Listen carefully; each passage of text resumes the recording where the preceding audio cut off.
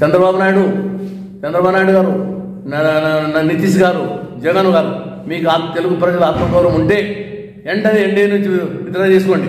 మీరు రాజ్యసభలో 11 bill pass కాకపోతే పడిపోతుంది.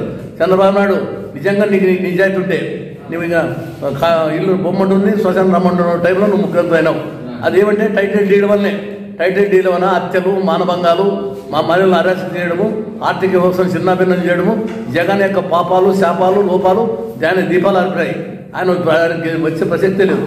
కానీ ఆయన నైతికంగా గెలిచినాడని కొందరు అంటారు. కానీ నైతికంగా ఓటు బ్యాంకు 5 ఏళ్ళు ఓటు ఉంటాడు, అందులో చచ్చిపోతారు. బ్యాక్లకు యువకులు రావాలి. జర్నలిస్ట్ కూడా పాఠశాల పబ్లిక్ వాళ్ళు కూడా జీతాలు ఇవ్వండి. అడ్వకేట్ ఇస్తున్నారు, పాస్టర్కి ఇస్తున్నారు, ప్రవక్తలకు ఇస్తున్నారు, విలేకరులు కూడా ఒక సిస్టమేటిక్ ప్రైవేట్ ఛానల్స్ ఇవి. వాళ్ళ మేనేజ్మెంట్ జీతాలు ఇవ్వరు. కాబట్టి జర్నలిజం లేకపోతే ప్రజాస్వామ్యం లేదు, ప్రజాస్వామ్యం లేకపోతే రాజ్యాంగం లేదు. జర్నలిజం ఉంటేనే ప్రజాస్వామ్యం ఉంటేనే రాజ్యాంగం వర్ధిస్తుంది. ప్రతిపక్షం లేకపోతే ఇప్పుడు ప్రతిపక్షం లేదు. 11 జగన్ నాకు ప్రత్యేక హోదా లేకపోతే రానని నాయకుడైన ఊరు ఉంటే కూడా బీజేపీలో 2 సీట్లతోనే భారతదేశాన్ని కైవసం చేస్తున్నారు. కాబట్టి ఇప్పుడు ఈరోజు ఈవీఎం మిషన్ వల్లే గెలిచింది 164 సీట్లు రావడము.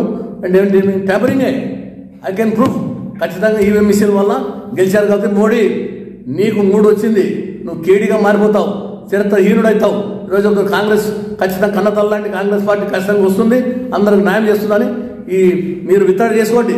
రేపు అమ్మాయిలకు రక్షణ లేదు. 32,000 మంది రేషన్ కనపడడం లేదంటున్నాడు పవన్ కళ్యాణ్.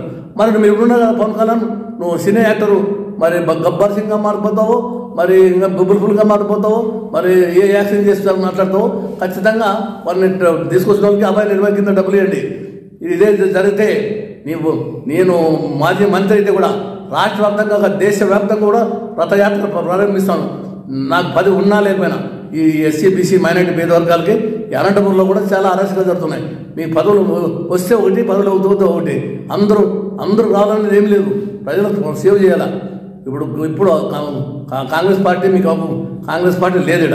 కాంగ్రెస్ పార్టీని బలోపేతం చేస్తున్న ఆవశ్యకత ఎంతైనా ఉంది. రాహుల్ గాంధీని ప్రధానమంత్రి చేయాలంటే అతను ఒక్కడు పోరాడితే కాదు, ప్రతి యువతను మీలాంటి వాళ్ళు రావాలి, ఎంకరేజ్ చేయాలని కోరుకుంటూ ఈరోజు ప్రత్యేక హోదా ఆంధ్ర రాష్ట్రానికి కావాలి.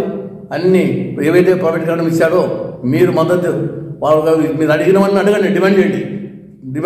డిమాండ్ చేయకపోతే కమాండ్ డిమాండ్ చేసి రిమాండ్ పోయితే పర్లేదు. కమాండ్ డిమాండ్ చేసినాడు, రిమాండ్ పోయినాడు. Chandrababu Naidu remand back, CM అయిపోయారు. జగన్ కమాండ్ డిమాండ్ చేశారు, జైలు బ్యాక్, సీఎం అయిపోయారు.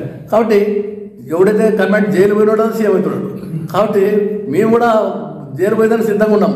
గరీబ్ హఠావో మరి ఇందిరాగాంధీ 50 సంవత్సరాల క్రితం 70 ఏళ్ళకి 1970లో 50 ఏళ్ళ క్రితం భూములు పంచింది. వేస్ట్ క్యాండిడేట్ ఉండదు, వేస్ట్ ల్యాండ్ ఉండదు. మరి వేస్ట్ క్యాండిడేట్ ఉండదు, వేస్ట్ ల్యాండ్ ఉండదు, గుడ్స్ ఉండదు, గడ్స్ రోడ్డు ఉండదు. ప్రతి ఒక్కరికి 2 ఎకరాల భూమి పంచండి. ఇన్ని లేక అల్లాడుతుంటే వీళ్ళు ఫామ్ హౌస్లు కట్టుకొని ఎంజాయ్ చేస్తున్నారు. ఇప్పుడు కేసీఆర్ అయితే దాదాపు 6 లక్షల కోట్లు పోలవరం ప్రాజెక్టు దాన్ని గబ్బు పట్టించిన. పోలవరం కాదు, అదే మేడిగడ్డ పడిపోయింది. అతను హరీష్ రావు ఆ శాఖలో 6 లక్షల కోట్లు మొత్తం తినేసినాడు. కేటీఆర్ అయితే నగ్నంగా అమ్మాయిల ఫోటోలు తీసి మరి రాహుల్ ప్రీతి సింగ్ను మరి ఎక్కడో 15 రోజులు తీసుకొని పోయి ఆయన 11 కోట్లు ఇచ్చి అది గబ్బు పట్టింది. అంతా అంటే పర్సనల్ వీడియోలు కూడా తీసి అమ్మాయిలను బ్లాక్మెయిల్ చేసి స్టేజ్కి వచ్చినారంటే కేసీ అది టీఆర్ఎస్ బీఆర్ఎస్ అయిపోయింది. ఇంకా వీఆర్ఎస్ తీసుకున్నది. కాబట్టి ఆ కేడీకి వాడు ఫామ్ హౌస్ నుంచి రాడు, వీడు ప్యాలెస్ నుంచి రాడు. ఫామ్ హౌస్ నుంచి ఎవరు కేసీఆర్ రాడు, వీడేమో ప్యాలెస్ నుంచి రాడు జగన్.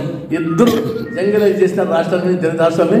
వీళ్ళు స్వచ్ఛ వర్గం అంటే కన్నతల్లాంటి కాంగ్రెస్ పార్టీ రావాలి. మొత్తం యువత భవిష్యత్తు, భారతదేశానికి భవిష్యత్తు రావాలంటే మీలాంటి యువకులు రావాలని కోరుకుంటూ సేవ తీసుకున్నాడు. జై భీమ్, జై కాంగ్రెస్.